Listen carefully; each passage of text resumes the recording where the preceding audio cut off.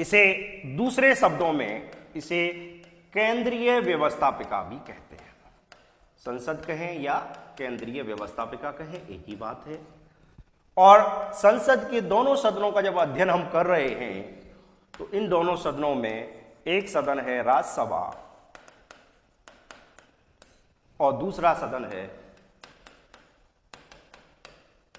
लोकसभा। राज्यसभा अभी मैंने आपको डिस्कस किया था, यह संसद का उच्च सदन है, इसे हम दूसरा सदन भी कहते हैं। लोकसभा यह संसद का निम्न सदन है, इसे हम प्रथम सदन भी कहते हैं। ये लोकप्रिय सदन भी कहलाता है, इसको जनता का सदन भी कहा जाता है, भिन्न भिन्न नामों से इनको संबोधित किया जाता है। सबसे महत्वपूर्ण बात जो चर्चा हम शुरुआत कर रहे हैं कि आर्टिकल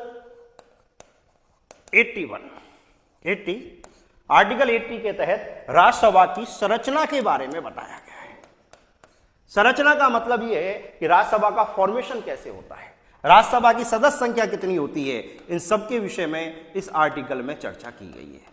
तो सदस्य संख्या, अगर संरचना में हम पहला बिंदु लें सदस्य संख्या, तो राज्यसभा की सदस्य संख्या का निर्धारण दो प्रकार से हुआ है और इन दो प्रकारों में पहला प्रकार है अधिकतम सदस्य संख्या जो संविधान में निर्धारित है 250, और दूसरा है वर्तमान सदस्य संख्या जो संविधान में निर्धारित है, वर्तमान में जो सदस्य संख्या है वो 245 है। तो कुछ सीटें हमने पीएको वाला जो क्षेत्र है भारत का उसके लिए खाली रिजर्व रखी गई हैं, इसलिए वर्तमान में जो राज्यसभा के लिए सदस्य चुने जाते हैं उनकी संख्या 245 है। महत्वपूर्ण प्रश्न, ये जो 245 सदस्य हैं, इन 245 सदस्यों में से दो तरीके से इनका जो है इनको चुनने का तरीका है। पहला एक निर्वाचन और दूसरा तरीका है मनोनयन। दूसरा तरीका है इनका मनोनयन।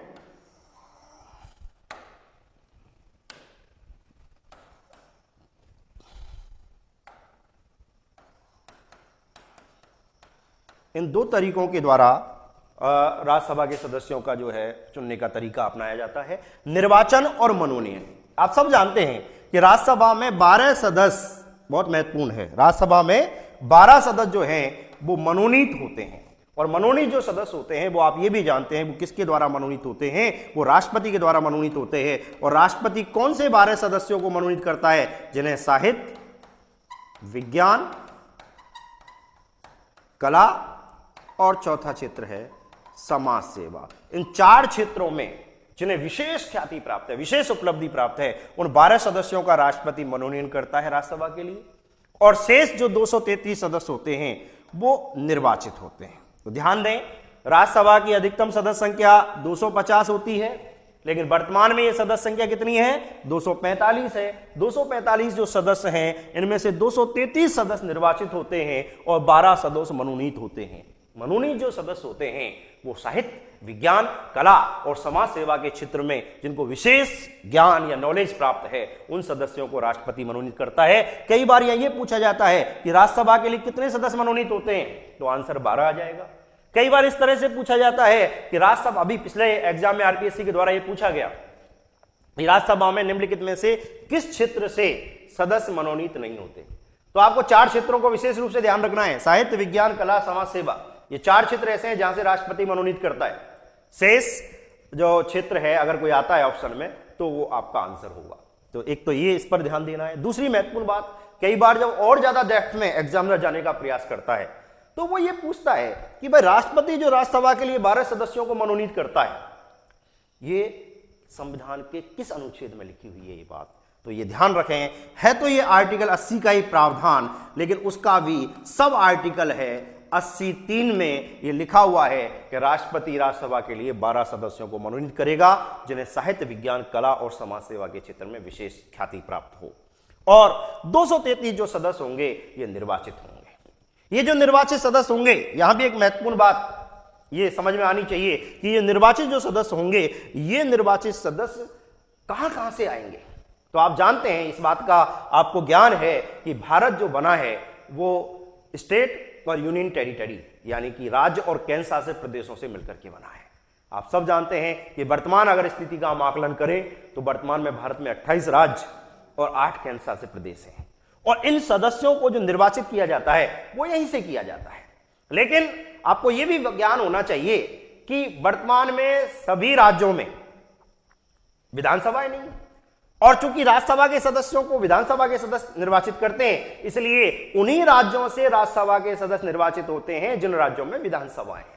उदाहरण के लिए आप सब जानते हैं, भारत के दिल्ली में, पांडिचेरी में विधानसभाएं थी अगर पुराने फॉर्मेशन को हम देखें, और अभी आप ये भी जानते हैं कि जम्मू कश्मीर में भी विधानसभा के गठन का प्रावधान किया गया है।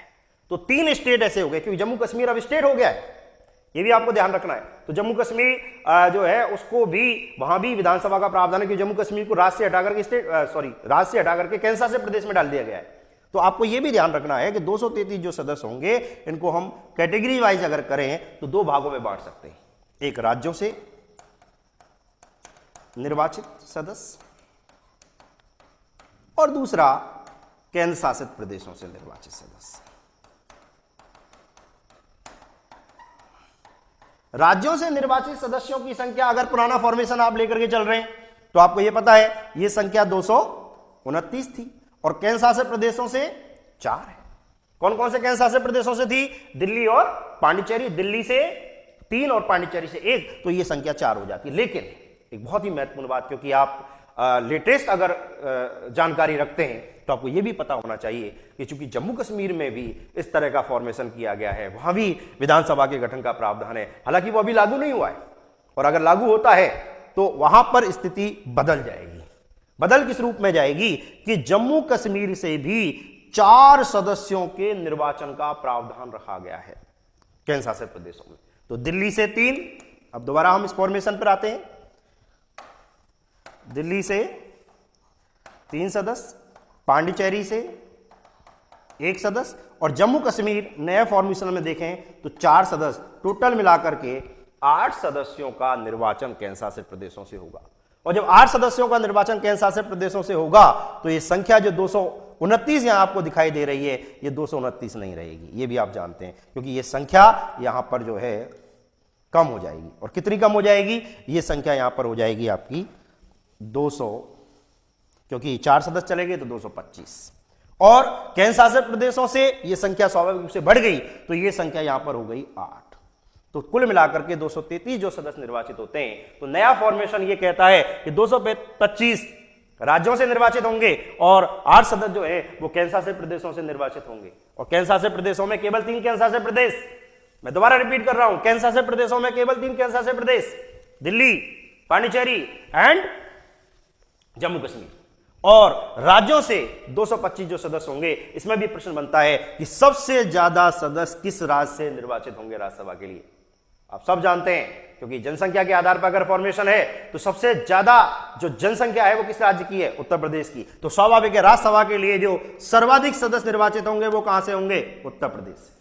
कोई बता सकता है कितने होंगे? उत्तर प्रदेश से जो राज्यसभा के लिए सदस्य संख्या निर्धारित है वो सदस्य संख्या है 31। राज्यसभा के लिए बात कर रहा हूं मैं, कुछ आंसर दे रहे होंगे 80, लेकिन वो सदस्य संख्या लोकसभा की है। हम यहां पर फॉर्मेशन पढ़ रहे हैं राज्यसभा का, ध्यान दें। तो राज्यसभा के लिए उत्तर प्रदेश से 31 सदस्य निर्वाचित होते हैं। अगर हम बात करें राजस्थान, तो राजस्थान से राज्यसभा के लिए 10 सदस्य निर्वाचित होते हैं। कम से कम आप 3 स्टेट तो याद रखें, एक तो सर्वाधिक वाला, एक न्यूनतम वाला, और एक राजस्थान का, क्योंकि एग्जाम दे रहे हैं तो वो भी आपको याद होना चाहिए। न्यूनतम में अगर हम चर्चा करें तो आपको एक लाइन याद रखनी है, जितने भी छोटे राज्य हैं, यानी कि हम कहते हैं पूर्वोत्तर के राज्य हैं, और पूर्वोत्तर के राज्यों की संख्या आप सब जानते हैं 8 है।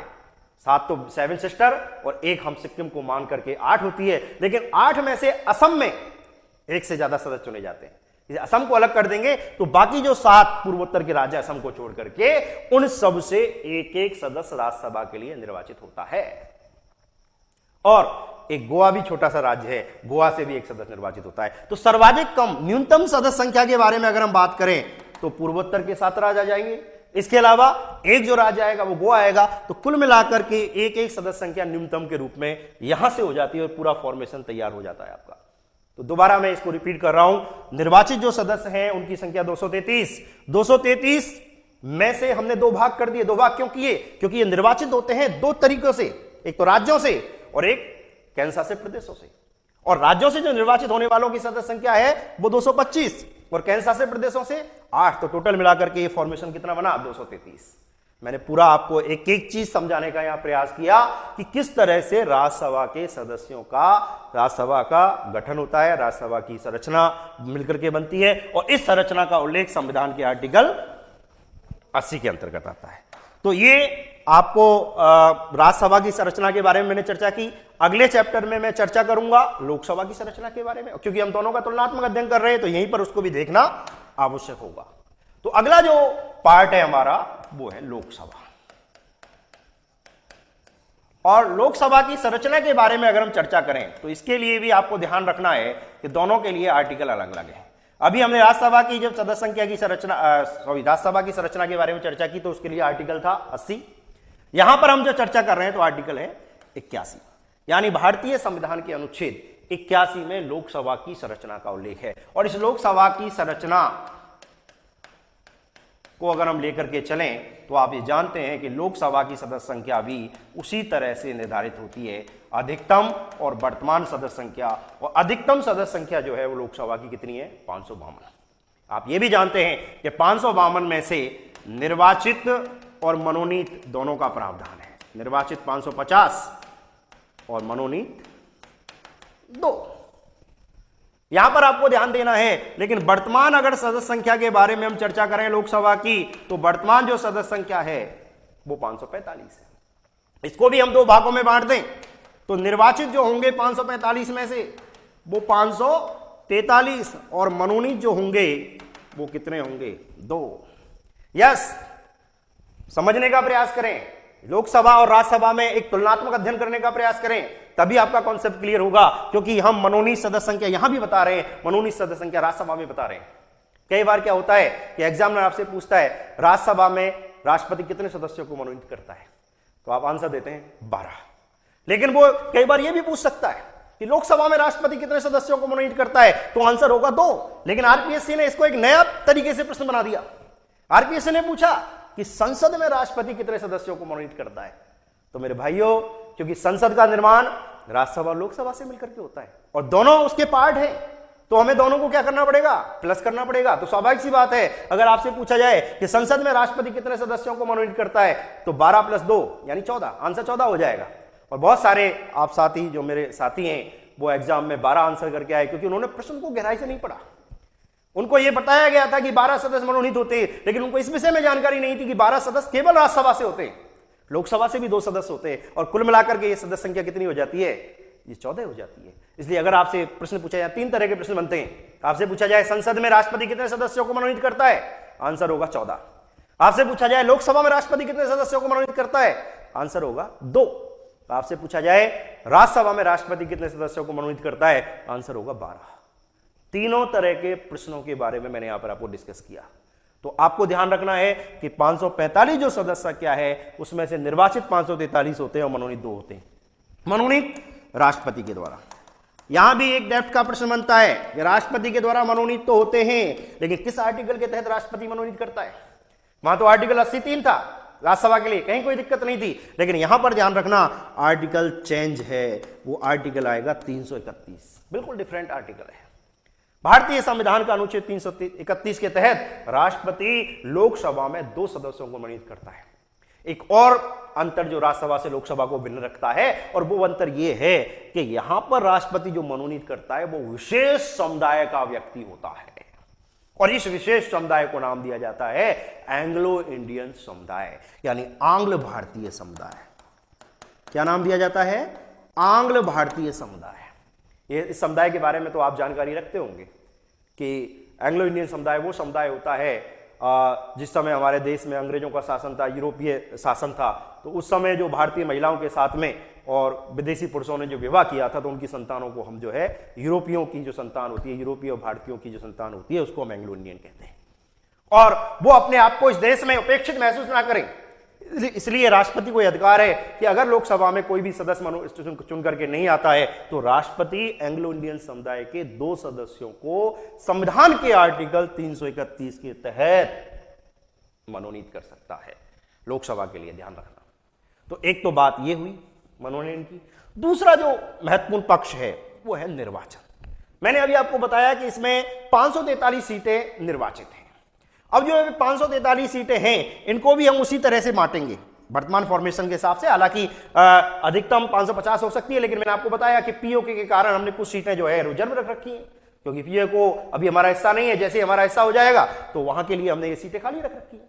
तो 543 जो सीटें हैं निर्वाचित, ये 543 जो सीटें हैं इनको भी हम दो भागों में बांट करके चलते हैं।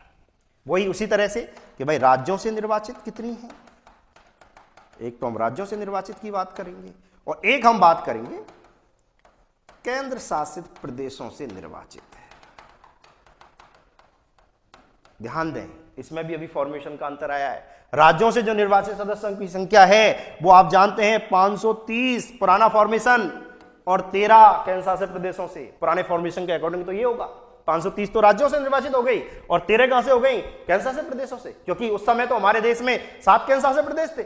और आप सब जानते हैं दिल्ली भी एक केंद्र शासित प्रदेश है और दिल्ली से 7 सदस्य लोकसभा के लिए चुने जाते हैं, यानी लोकसभा की दिल्ली में 7 सीटें हैं, जबकि एक एक सीट 6 केंद्र शासित प्रदेशों में बटी हुई है। लेकिन अब फॉर्मेशन फिर चेंज हो गया, क्योंकि जम्मू कश्मीर जो है वो भी एक केंद्र शासित प्रदेश बन गया, लद्दाख एक नया केंद्र शासित प्रदेश बन गया। अभी कुछ समय पहले आपने देखा होगा दादरा और नागर हवेली और दमन और दीव को मिलाकर फिर एक केंद्र शासित प्रदेश कर दिया गया, क्योंकि पहले दोनों अलग अलग थे। तो इसलिए जैसे ही 2 केंद्र शासित प्रदेश बढ़े, 7 के बाद 9 हुए जम्मू कश्मीर और लद्दाख को मिलाकर के, लेकिन चूंकि दादरा नागर हवेली और दमन दीव को एक कर दिया तो केंद्र शासित प्रदेशों की संख्या फिर 8 हो गई। तो 8 केंद्र शासित प्रदेशों के अकॉर्डिंग अगर हम फॉर्मेशन देखें तो वो चेंज हो जाता है। मैं दोनों तरह का आपको संरचना बता रहा हूं, एक पुराने पैटर्न के हिसाब से, एक नया पैटर्न क्या होने वाला है उस पर भी हम चर्चा कर रहे हैं, ताकि आने वाले समय में अगर जिस भी पैटर्न को लेकर के आपसे प्रश्न पूछा जाए आप उसका आंसर देने की स्थिति में हो। तो राज्यों से जो निर्वाचित हैं उनकी संख्या मैंने आपको बताई 530 और केंद्र शासित प्रदेशों से जो निर्वाचित हैं उनकी संख्या मैंने आपको बताई 13। लेकिन इसमें जब चेंज हुआ तो चेंज ये हुआ कि वर्तमान में 8 केंद्र शासित प्रदेश हैं और 8 केंद्र शासित प्रदेशों में से दिल्ली से 7 सदस्य चुने जाते हैं और उसके बाद में अगला जो केंद्र शासित प्रदेश है दिल्ली के बाद में इसमें हम लेंगे जम्मू एंड कश्मीर। यहां से 5 सदस्यों को चुने जाने का प्रावधान रखा गया। ये बहुत महत्वपूर्ण लेटेस्ट प्रश्न है, आपके लिए पूछा जा सकता है। जम्मू कश्मीर से लोकसभा में कितने सदस्य निर्वाचित होंगे, 5। राज्यसभा में अभी मैंने आपको बताया था 4, तो टोटल कितने हो गए, 9 एमपी। आपको यह भी ध्यान रखना है। तो 7 दिल्ली से, 5 जम्मू कश्मीर से, दादरा और नागर हवेली एंड दमन और दीव, क्योंकि एक हो गया है अब अलग अलग नहीं है, तो दोनों से 2, तो 7, 5, 12 और 2, 14 और बाकी जो बचे 5 उनसे एक 5 केंद्र शासित प्रदेशों से एक ही सदस्य चुना जाएगा। तो ये टोटल मिलाकर के अब केंद्र शासित प्रदेशों की संख्या कितनी हो गई, 19। ध्यान रखना, पहले 13 थी अब 19 हो गई। उसी तरह से राज्यों से जो 530 हैं अब इनकी संख्या घट गई, क्योंकि वहां 19 पहुंच गए, तो यहां पर ये संख्या कितनी हो गई, ये संख्या घट करके हो गई है 524। तो 524 और 19 मिलाकर के ये हो गई संख्या 543। तो दोनों मैंने आपको बता दिए हैं। इनको विशेष दोबारा मैं रिपीट कर रहा हूं कि राज्यों से पुराने पैटर्न में जो निर्वाचित थे वो 530 थे, लेकिन नए पैटर्न में निर्वाचित संख्या हो गई 524। केंद्र शासित प्रदेशों में पुराना पैटर्न 13 संख्या का निर्धारण करता है, लेकिन वर्तमान में यह संख्या हो गई 19। अब इसमें भी वही फॉर्मेशन कि साहब किस राज्य से कितने सदस्य और उनका निर्धारण कैसे होता है उस पर भी हम चर्चा करेंगे। तो सबसे पहले महत्वपूर्ण बात यही है कि जिस राज्य की जनसंख्या ज्यादा होगी उस राज्य से उतने ही सदस्य ज्यादा निर्वाचित होंगे। जैसे मैंने अभी आपको बताया कि सर्वाधिक जनसंख्या वाला राज्य जो है यूपी है, तो यूपी से लोकसभा में निर्वाचित होते हैं 80। ध्यान दें, यूपी से लोकसभा में निर्वाचित होते हैं 80, जबकि राज्यसभा में निर्वाचित होते हैं 31। अलग अलग दोनों को याद रखने का प्रयास करें। अगर राजस्थान की बात करें, बहुत ही महत्वपूर्ण प्रश्न है और यहां कई बार पूछा जाता है और हम इसमें अमूमन गलती करते हैं। आप ध्यान दें कि यहां पर जो है अगर हम ध्यान दें तो आपको पता होना चाहिए कि राजस्थान से जो है वो संख्या है कितनी, 25 सदस्य चुने जाते हैं। किसके लिए, लोकसभा के लिए। लेकिन एग्जामिनर ने थोड़ी सी चतुरता दिखाई और उसने प्रश्न पूछ लिया कि राजस्थान से तो आप ये बताओ संसद में कितने सदस्य निर्वाचित होते हैं। अब चूंकि आपको 25 पता है, आपको राज्यसभा में 10 पता है, लेकिन 35 किसी ने नहीं पढ़ाया। तो कई बार क्या होता है कि एग्जामिनर 2 प्रश्नों को असेंबल करके आपसे एक प्रश्न पूछने का प्रयास करता है, और उसी के तहत आपको पता है कि ये 25 जब 25 लोकसभा से हैं और 10 राज्यसभा से हैं तो आप में 3 तरह के प्रश्न बन जाते हैं यहां पर राजस्थान से संबंधित। आपसे पूछा जाए कि राजस्थान से लोकसभा में कितने सदस्य निर्वाचित होते हैं, तो आंसर 25 होगा। दूसरा प्रश्न पूछा जाए राजस्थान से राज्यसभा के लिए कितने सदस्य निर्वाचित होते हैं, तो आंसर 10 होगा। लेकिन अगर आपसे पूछ लिया जाए कि राजस्थान से संसद में कितने सदस्य निर्वाचित होते हैं, तो आंसर कितना हो जाएगा, 35 हो जाएगा। यानी कहने का मतलब यह है प्रत्येक बारीकी का आपको अध्ययन करना है। एक भी प्रश्न हमारा अनुत्तरित नहीं रहना चाहिए। और एक बार आपने अगर इस संसद का अध्ययन कर लिया तो उसके बाद आप किसी भी हाई लेवल के एग्जाम में भी बैठ जाएं तो आप उससे संबंधित प्रश्न आपका अनुत्तरित नहीं रहेगा, क्योंकि यहां पर आप तुक्का नहीं मार रहे, यहां पर पूरा कॉन्सेप्ट आप समझ रहे हैं। यहां पर आपको प्रत्येक बिंदु क्लियर किया जा रहा है, प्रत्येक प्रश्न तैयार किया जा रहा है। एक छोटा सा मैंने फॉर्मेशन लिखा, एक संरचना के बारे में आपको बताया, इसमें से कम 100 प्रश्न आपके मिल जाएंगे, बन जाएंगे। आप पुराने पेपर्स, मॉडल पेपर हल करो, उस पुराने मॉडल्स पेपर में आपको बहुत सारे प्रश्न मिलेंगे कि भाई लोकसभा की अधिकतम सदस्य संख्या कितनी हो सकती है। आप लगातार प्रश्न बनाते चले जाएं, 552 हो सकती है, उसमें पूछा जाएगा, एक एक शब्द का अंतर होगा और आंसर परिवर्तित हो जाएगा। देखिए मैं उदाहरण देता हूं आपके सामने। आपसे पूछा गया लोकसभा के निर्वाचित सदस्यों की वर्तमान में संख्या कितनी है, आया हुआ प्रश्न है, आपको ध्यान रखना है आंसर क्या है, 543। उसमें ऑप्शन 545 भी रखा होगा, लेकिन आपने एक शब्द पे गौर नहीं फरमाया और वो शब्द था निर्वाचित। अगर वो निर्वाचित सदस्य संख्या पूछ रहा है तो स्वाभाविक सी बात है आंसर 543 होगा। और अगर वो मनोनीत सदस्य संख्या पूछ रहा है और वो कुल सदस्य संख्या पूछ रहा है तो मनोनीत को हम उसमें क्या कर देंगे, प्लस कर देंगे। अब मैं 2 तरह के प्रश्न पूछ रहा हूं आपसे, लोकसभा की वर्तमान में कुल सदस्य संख्या कितनी है, तो आंसर क्या होगा 545, और लोकसभा की निर्वाचित सदस्यों की संख्या कितनी है, तो आंसर हो जाएगा 543। तो आपको ध्यान रखना है कि पहले प्रश्न को बारीकी से पढ़ो कि वो क्या पूछ रहा है, उसके बाद में उसका आपको आंसर देना है। तो यहां पर हमने चर्चा की लोकसभा और राज्यसभा की सदस्य संख्या के विषय में कि कितनी संरचना के तहत कितनी सदस्य संख्या हो सकती है, लोकसभा की सदस्य संख्या कितनी हो सकती है, राज्यसभा की सदस्य संख्या कितनी हो सकती है, अधिकतम, वर्तमान, निर्वाचित, मनोनीत, उन सब के बारे में चर्चा की। अगला जो बिंदु आता है इसमें जिस पर हम डिस्कस करें